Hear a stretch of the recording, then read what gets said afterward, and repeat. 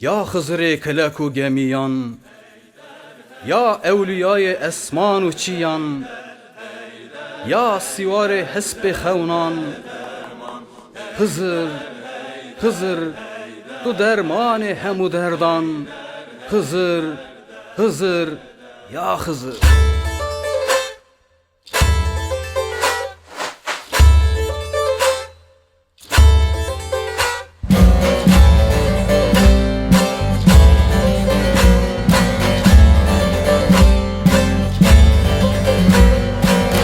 از چومه دری بدران از کتمه جنگ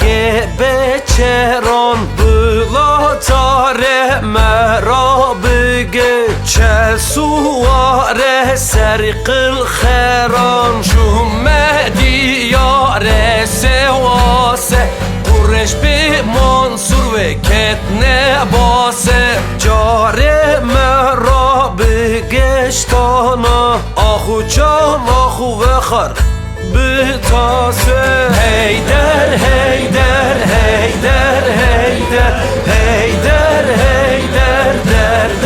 درمان هیدر هیدر هیدر هیدر هیدر هیدر درد درمان مرا بشین شاخ مردان مرا بشین شاخ مردان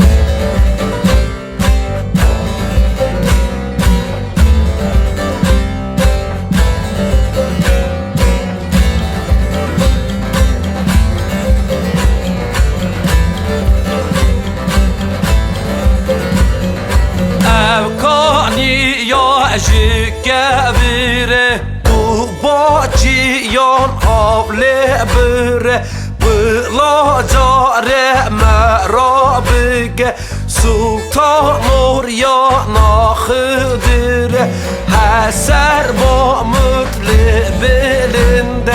آب زرلی سر ریانه بنده پیران آخو جانه جدردان را عب درمانه هیدر هیدر هیدر هیدر هیدر هیدر درد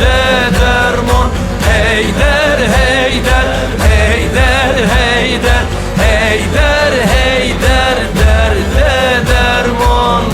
مرا بشین شاه مردان مرا بشین شاه